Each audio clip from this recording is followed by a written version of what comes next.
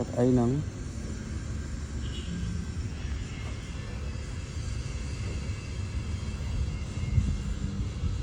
nên mẹ score lấy sạch ấy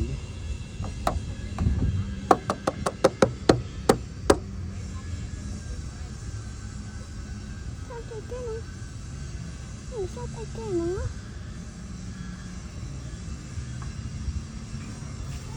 ơi cũng thoát tinh rồi ba thoát ấy cái thằng mẹ bé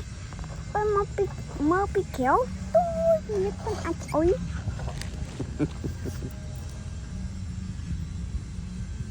mơ bị kéo thầm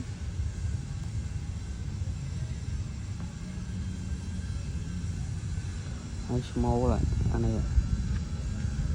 hả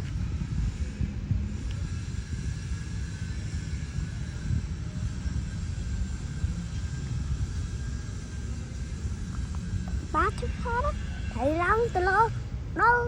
nói thoát thoát tầng